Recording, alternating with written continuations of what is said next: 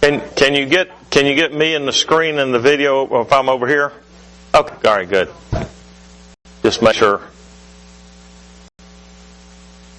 If any of you, of course, want a copy of any of these lessons, why you would want them, I wouldn't know, but we are videotaping them, and they are on YouTube.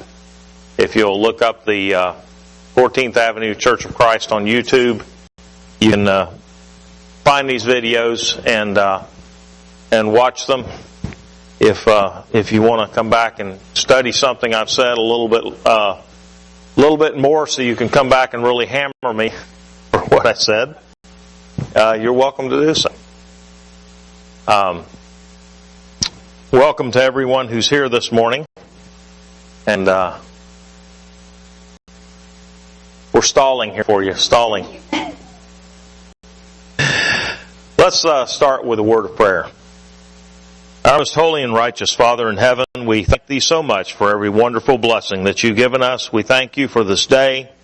We thank You for this time that we can assemble together in these Bible classes to study Your Word and to study and compare it to the religions of other peoples and other lands. And we pray, dear God, that we will learn more about Your Word from these studies, and that we will be able to give a ready answer to all who ask us of the hope that is within us because of these lessons that we're doing. We pray, dear God, that You'll be with each one of us and help us to walk uprightly. Be with those of this congregation that are sick, and we pray that You'll be with the family of Brother George Aldridge and comfort them in his passing. We pray, dear God, that You will be with those of this number that are grieving also. In Christ's name, amen. And that is something that I asked for prayers for Brother Aldridge, and he did pass away on Saturday. Got to go see him with Daniel on Friday, and we each of us read a Bible passage to him and then said a prayer, and then one of the ladies there said, why don't we sing a song? There's only one song I know of for George, and that's I'm Happy Today. We started singing that, and he woke up long enough to start singing it with us, so that was a wonderful thing. And so, at any rate, thank you for your prayers on his behalf. We're studying Islam this morning, and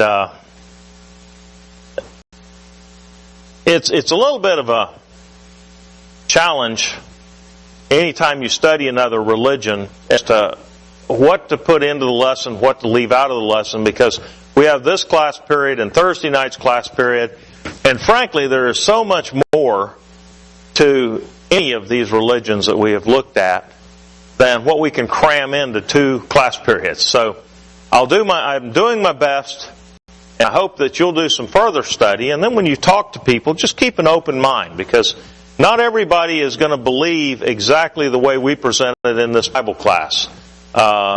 Because there are as many variations of Islam as there are people who hold Islam, because everybody understands it to a different point.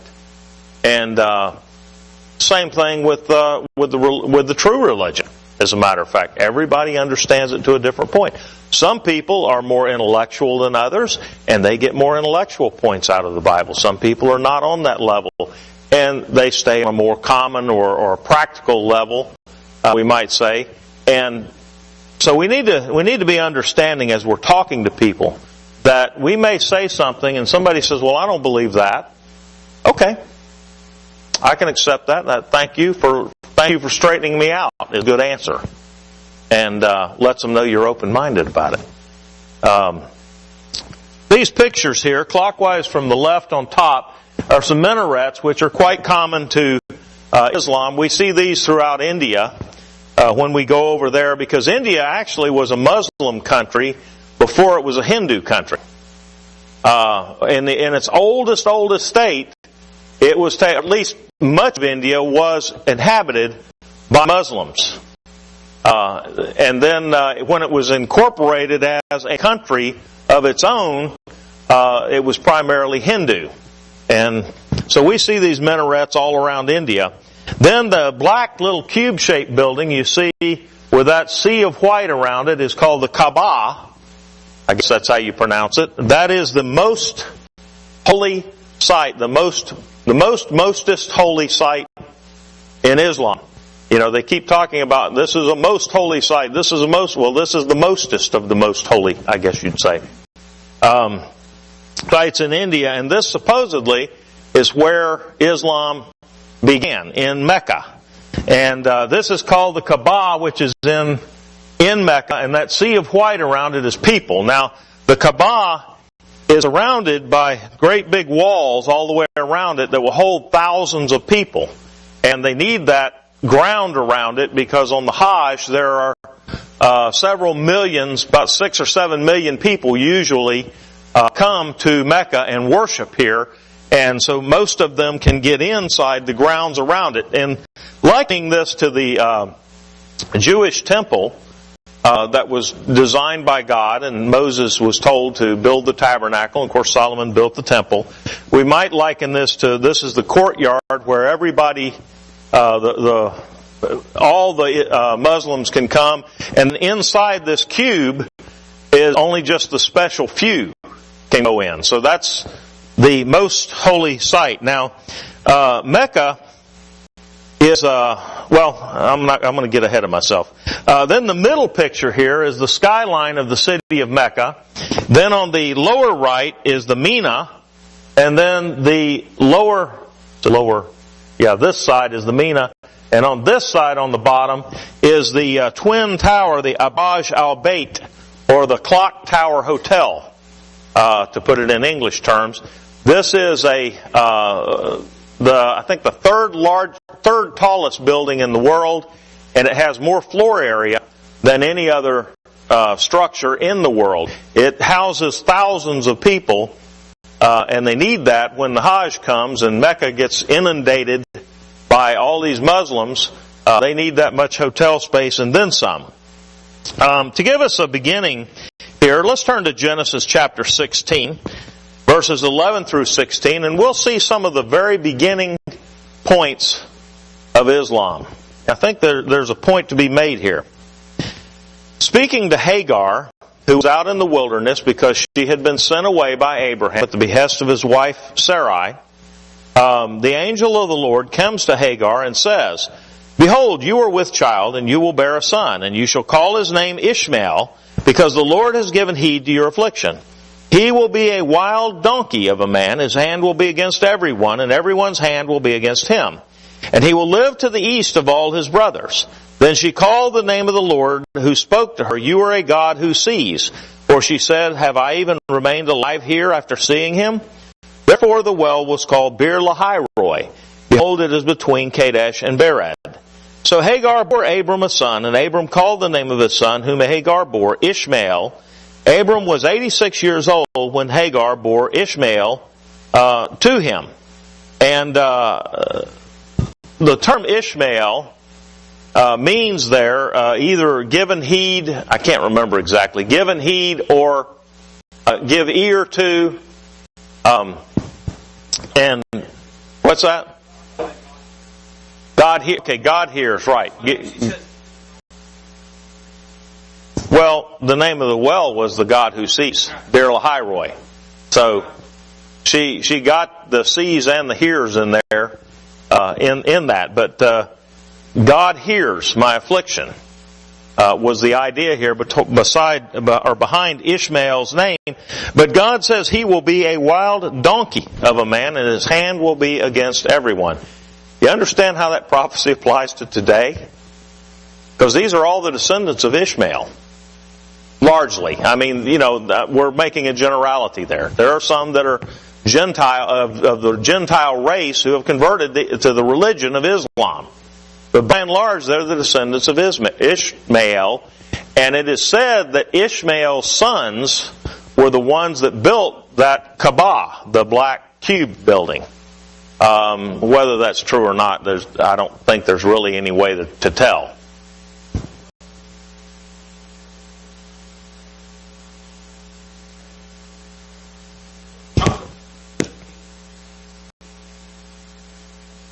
Okay, but it started with the descendants of Ishmael.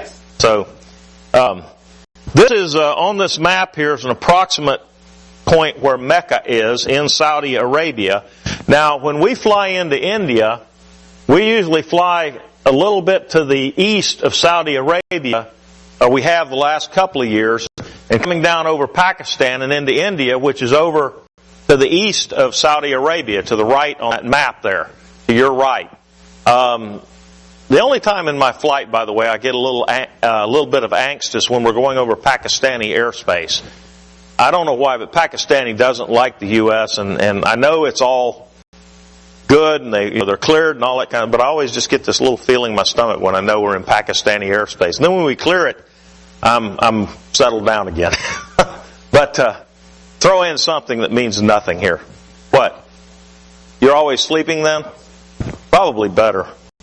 But anyway, sometimes we have flown into Dubai in Saudi Arabia.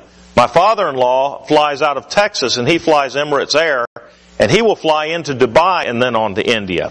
So, for whatever that means, it doesn't mean a lot.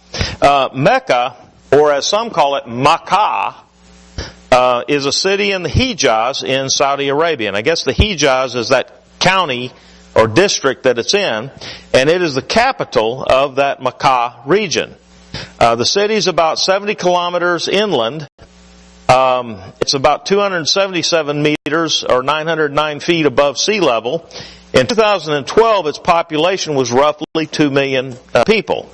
But visitors triple this every year. The pilgrimage called the Hajj is held in the 12th Muslim lunar month of Dhu al-Hijjah.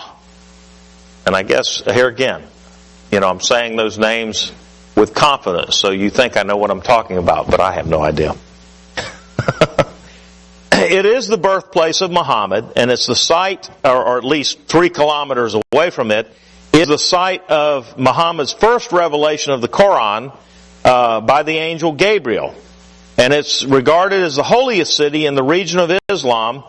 And for all able Muslims who are physically and financially able, they are expected one time in their life to make a Hajj, or a trip to Mecca, during that month of the Hajj, and gather there and worship. If you're not physically or financially able, it's not an obligatory thing to you. It was long ruled by Muhammad's descendants, the Sharifs, and it may be where we got our English word sheriff. I don't know the etymology of that word, but sounds similar. Okay.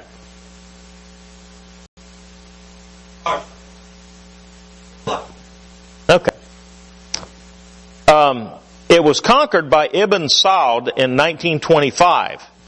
And in its modern phase, it's seen tremendous expansion because of the, all the people that come in there for the Hajj, mostly. The Clock Tower Hotel, or the Abraj al-Bayt that we saw the picture of, was actually built on the site of the Ajyad Fortress, which was at least a site of some archaeological significance to the past, but they bulldozed the thing to build the hotel on it. As a matter of fact, there was one, I forget which archaeological site it was that they found accidentally, and the Saudi king immediately ordered it to be bulldozed, lest it be declared a holy site by the imams, and then they couldn't bulldoze it. So he, the instant they started digging it up, he said, "Get the bulldozers out there and tear that thing to pieces, so we can build what we want to build on it," which I think was another hotel. And but anyway, Mecca is one of the most cosmopolitan and diverse cities in the Muslim world, despite the fact that non-Muslims are prohibited from entering the city. So you and I could not go in that city. Probably be a death sentence, I don't know. But we're prohibited from entering it. This is a city of modern-day Mecca, and this is a picture that was taken from the place, the mountain where, I can't remember the name of the mountain right now, but it was taken from the mountain where Muhammad received his first revelation from Gabriel, supposedly. And we'll see a picture of that place. The Old Testament chapter, somebody turn to Psalm 84, verses 3 through 6. It mentions a pilgrimage at the valley of Baca, which the Muslims take to mean Makkah or Mecca. In the Quran, it is mentioned, the Baca is mentioned in Surah 396, and if I say Surah, that's their word for chapter. So it's chapter 3, verse 96. And it's also mentioned by the Greek historian, Diodorus Siculus, who lived between 60 and 30 BC. A very isolated region of Arabia. And the Mecca has a temple set up there, it says, which is very holy and exceedingly revered by all Arabians. Ptolemy is sometimes been alleged to have called Mecca Makaraba, although this identification is very controversial. Someone read Psalm 84. Verses 3 through 6.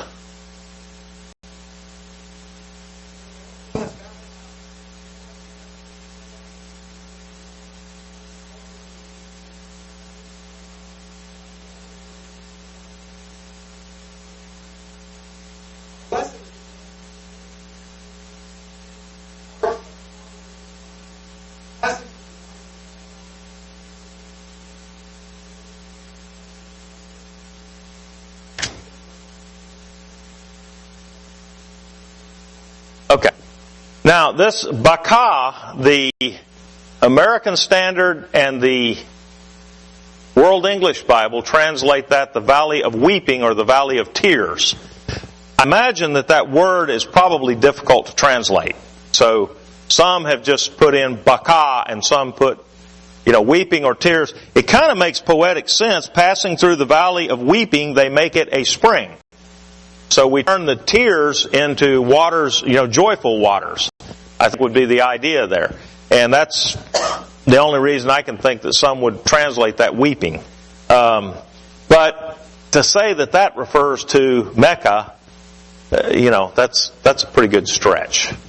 Isaiah chapter 2, verses 1 through 5, tells us about God's universal reign.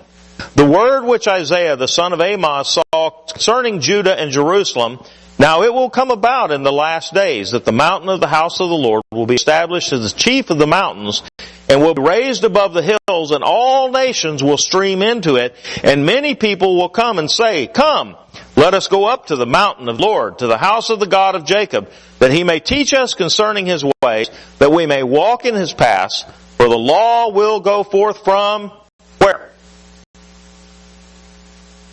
Jerusalem, or Zion is the word that's used here. Same city. Will go forth from Jerusalem, or Zion, and the word of the Lord from Jerusalem. So both words are used here.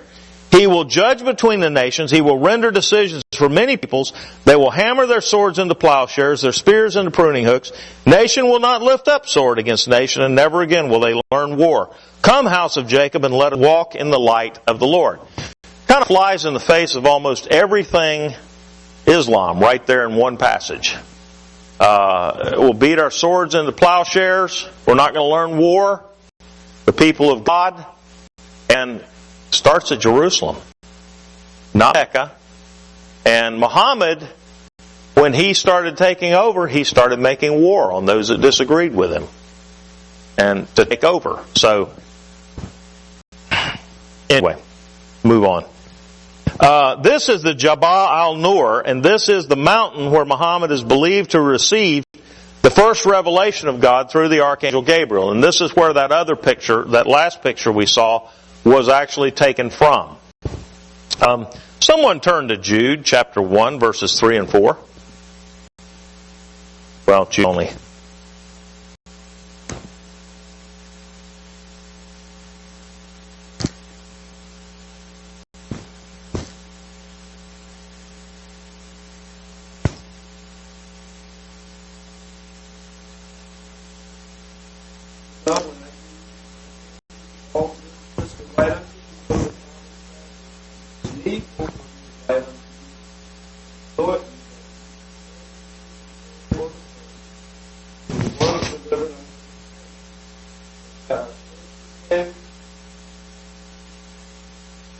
God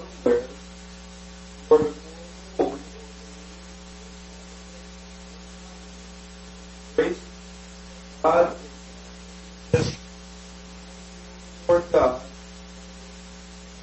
Okay. What does the word lasciviousness mean, by the way? I know a lot of people read that all the time and they don't even understand what it means. A lot of brethren do. What does it mean?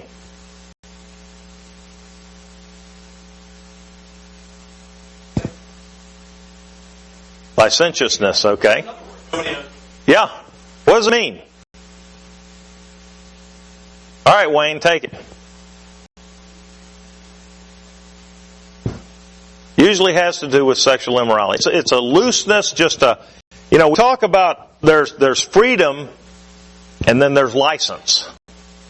And license means I get to do whatever I want. If I want to go out and murder somebody, I can. It's a free country. That's taking freedom way too far. And licentiousness is from that root. And it means just taking freedom to the point where I get to do anything I want, anytime I want, and it doesn't matter how it affects anybody else, basically.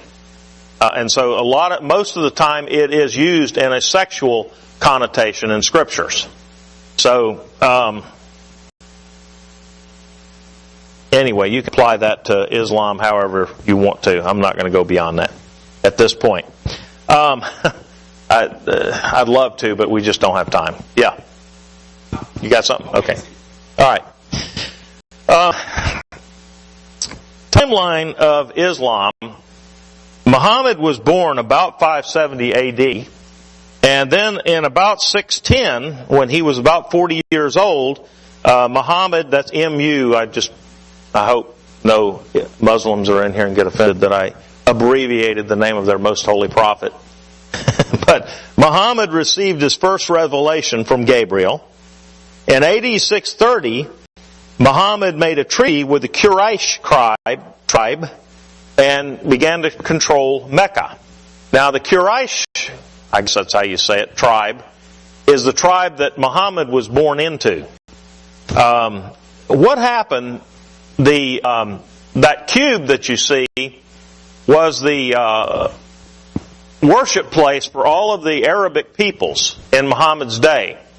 They had some 630 different deities placed inside that cube because they were a very polytheistic society. And Muhammad looked at this and he thought there was something wrong with this, and he decided that he was going to pick a god. I don't know why, but he chose the God of creation, the Muslim God of creation, or Arabic God of creation. There was no Islam at that point, I guess we could say. This was Allah. And he taught his followers that this is the only God, and all these others are just false idols. And this was the God that Abraham served, because the Ishmaelites do revere Abraham, and they do revere their Abrahamic descendancy. And so they wanted to give honor to Abraham, but he taught this is the God that Abraham served, and we need to be serving this God and this God only. And so then he threw out all of the other idols that were in this Kaaba and took over Mecca and taught his followers that, and of course it eventually spread throughout.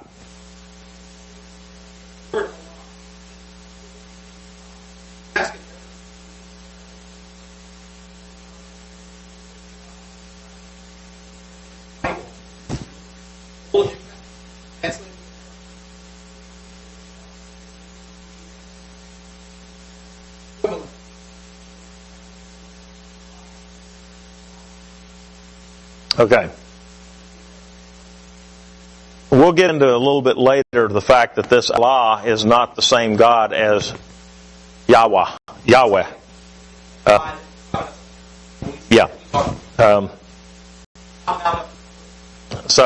Found up who He is, actually. And their God did not descend from the God that Abraham worshipped.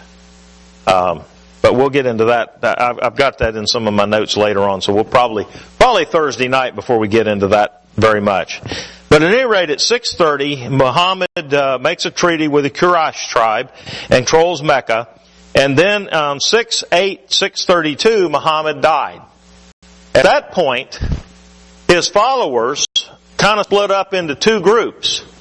One group, the Sunnis, said that the successor to Muhammad needed to be elected by the people, so they were the more democratic. Then the Shiites, the Shiite group, said no, the successor to Muhammad must be in his bloodline, one of his lineage. And so the Sunnis appointed his father-in-law, elected his father-in-law as his successor, the Imam, they called him, and the Shiites appointed his son-in-law, if I remember correctly. So that's kind of how that split began to occur. The Sunnis, as I said, Muhammad's successor needed to be elected. They follow the Quran and Sunnah.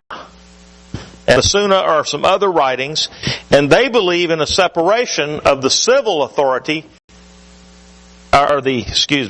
civil and government, the religious and the civil authorities are separate to the Sunnis. So their religion is separate from the state. The Shia, on the other hand, believed that Muhammad's successor needed to be in the bloodline of Muhammad. They believe that God speaks through his Imam, basically essentially the same as the Roman Catholic Pope, and they believe in the religious and the political are intertwined. So they believe the entire society must be Muslim. The Sunni have 6 articles of faith known as the 6 pillars of Imam that all Sunni Muslims are united on in belief. And they believe in the reality of the one true God. They believe in the existence of angels of God. They believe in the authority of the books of God, which are the scrolls of Abraham, the scrolls of Moses, the Torah, the Psalms, the Gospel, and the Quran. And we're going to talk about what they believe about those more in a couple of slides. They believe in following the prophets of God and preparing for and belief in the day of judgment. They believe in the supremacy of God's will. They believe actually in predestination. And that God God already knows whether you're going to go to heaven or you're going to go to hell. In their language, whatever they call that, I don't remember. But they do say that since we don't know, we have to work hard to try to go to heaven. God already knows what our fate is, but He's not told us. So we work for the good fate, hoping that we get there. Let's see. According to Shia theologians, infallibility is considered a rational, necessary precondition for spiritual and religious guidance. And they argue that since God has commanded absolute obedience, that from the imams actually, that we have to follow those imams to the letter. So if the imam tells you to strap on a bomb and go into an American church and blow yourself and everybody else up, you have to do it exactly as you've been ordered. The Shia are the more militant of the two. The Shia believe that they are the most pure ones. And they believe that you can only become immaculately pure by continuing to do better and better until you reach a stage of perfection where you do not sin anymore.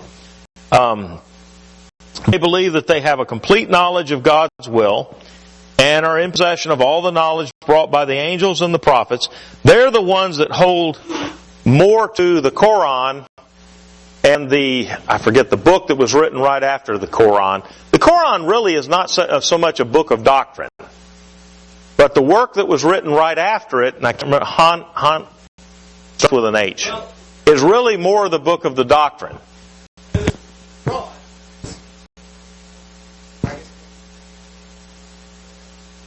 That's it.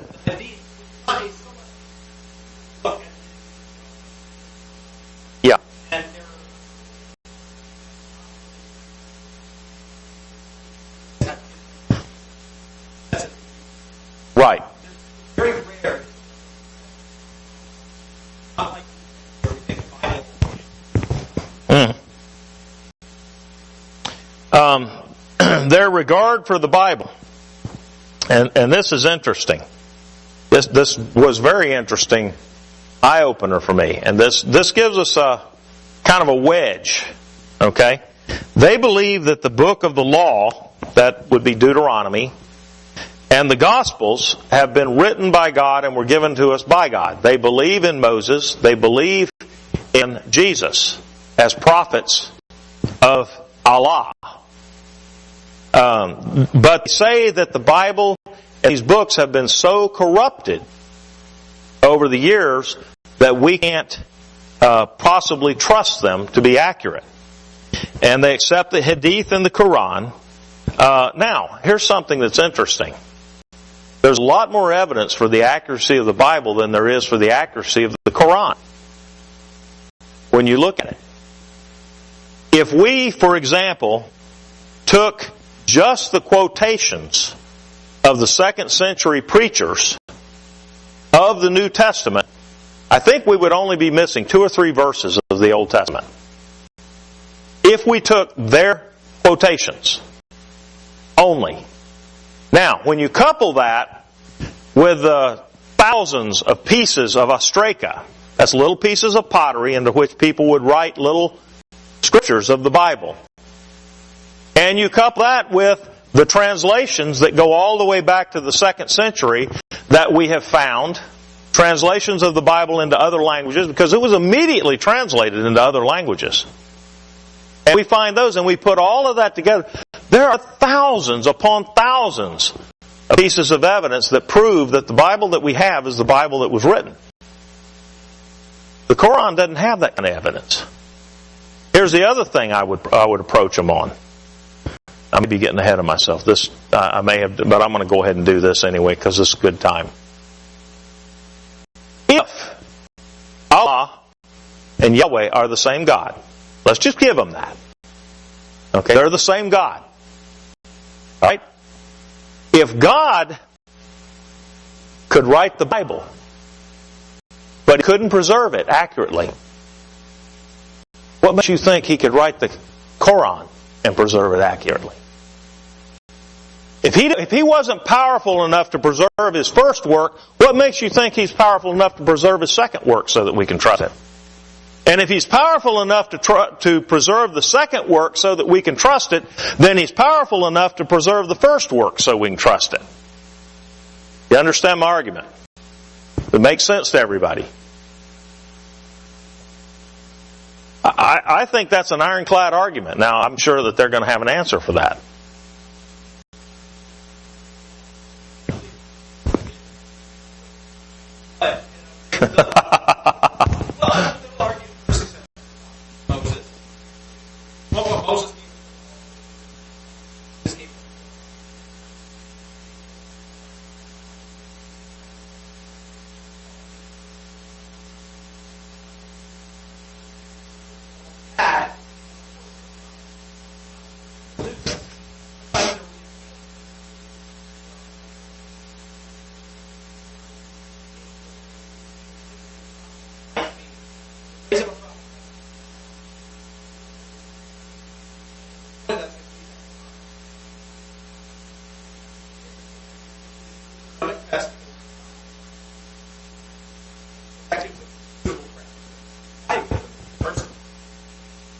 Well, I do too.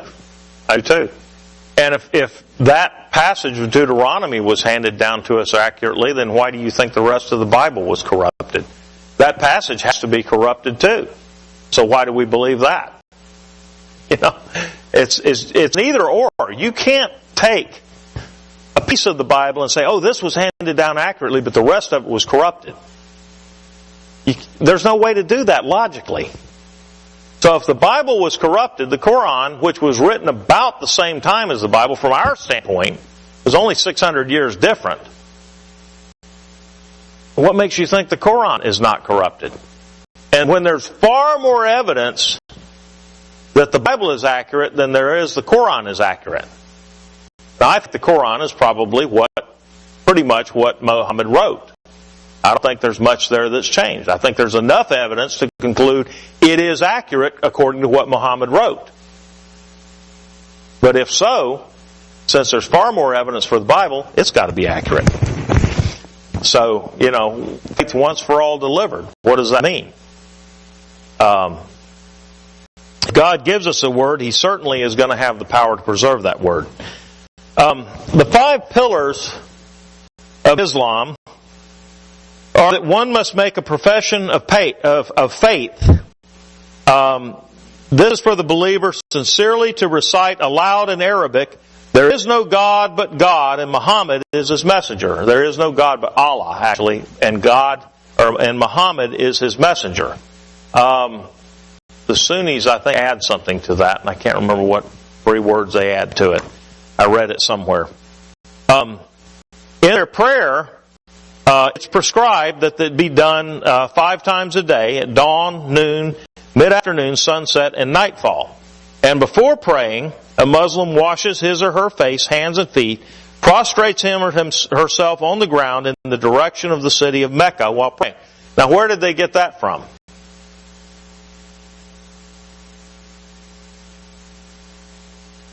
Daniel. In Daniel, he did what? Was it 3 times a day? Or 3 times a day. Daniel opened his window toward Jerusalem and got down on his knees and prayed. And that's where they get from praying toward Jerusalem, and they take this now, you're praying toward Mecca. And they usually will carry a prayer mat with them because they all can't go to a house of worship and, get together and do it. Many of them are stuck out in the real world making a living, and so they will roll out their prayer mats at these times of the day, and they will face Mecca and bow down, and they will start praying. And charity, almsgiving. The Muslims believe that all things belong to God and that wealth is only held in trust by human beings. They are required to donate a percentage of their wealth to those in need every year. Not all bad. They do some things right. Some things that they do are better than some of our brethren do. They're hypocrites in the church. Of course, as somebody pointed out, a hypocrite who's in church is closer to God than a non-hypocrite who's not in church. So, you got doesn't help one way or the other, really, is the point. Fasting, the Muslims abstain from eating, drinking, smoking, and other indulgences from dawn until just after sunset during the Islamic month of Ramadan each year. A friend of mine was over in Saudi Arabia for, I think it was about 2 years that he spent there. And the Americans are all housed in a compound. And his wife actually got arrested one time, and he had to go get her out of jail because she walked out and her headscarf blew off of her head. And the religious police nabbed her and took her down, and he had to go down and promise them it would never happen again, blah, blah, blah. Anyway, he said that during the month of Ramadan, he said it's the biggest hypocrisy he's ever seen in his life. He said what they will do is they turn over all the operations of their companies to the Americans. Then they sleep all day and they go party all night. And they just have these big parties and they get drunk and they smoke and they do everything they want to do, but they just simply turn their schedule around and sleep during the day and stay awake all night. And that way they can observe Ramadan properly and still do everything they want to do. So, whatever that means to you. The pilgrimage, all Muslims who are physically and financially able must make a pilgrimage to Mecca at least once in their lives, and it's called the Hajj, as we talked about. And it's based around the Quranic tradition of the prophet Abraham. There are traditions in the Quran about Abraham making pilgrimages and things like this. The only pilgrimage I can really think of that Abraham, you might say Abraham made, was to Mount Moriah when he was told to sacrifice Isaac. We'd call that a pilgrimage, a once-in-a-lifetime pilgrimage, but it wasn't to Mecca, was it? Maybe that's when they think he went through the valley of what was it, Baca. I don't know. Did you have something, Wayne?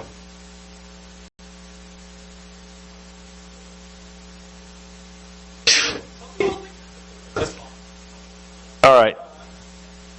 Village or Hajj, okay. Thank you. I'll try and remember to correct that.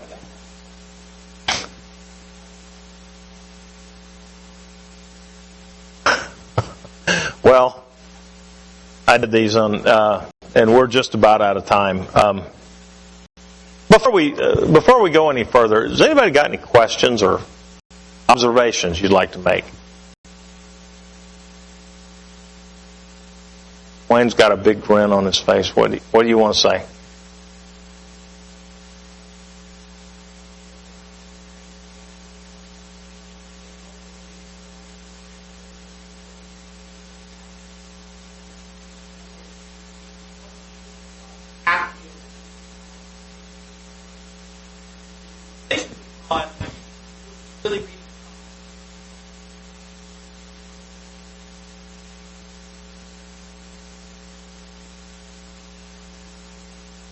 I had forgotten that, but I remember that now. You're right. They do believe that. Kind of like when the Jehovah's Witnesses come around and they talk to Wayne about the Greek, and Wayne goes, "Oh, would you read that to me?" and I can't read Greek. I would have a real problem with that because I have barely learned English, so trying to learn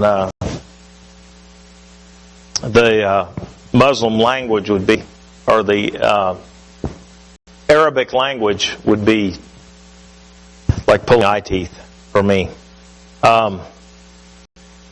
Their major beliefs: they believe in Allah as the one and only God. They believe that He is eternal, omniscient, omnipotent, that He has no parents, partners, or children. He has no shape, form, or gender. So why they call Him He, I don't know.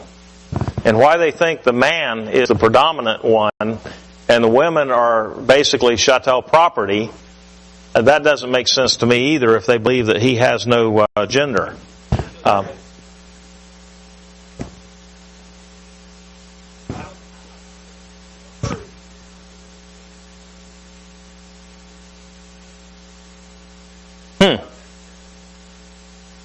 Okay. They do believe in angels. They believe that angels carry out God's orders throughout the universe. And so as we go through these beliefs, you'll see that there are some similarities to Judeo-Christian beliefs and some that are just perversions. They believe in the holy books. They believe that God revealed holy scriptures, including the Torah, the Psalms, the Gospel, the Quran, to God's messengers. Now here again, if you believe that God revealed all of those books together, then God would have either preserved them all or preserved none. And I think we can hit them pretty hard on that and make them answer for it. In a nice way, of course. They believe in the prophets. Muslims believe that God has sent prophets, including Moses, Abraham, and Jesus, to humanity throughout history. Muhammad is the final prophet, sent to reinforce and revive the message of the previous prophets.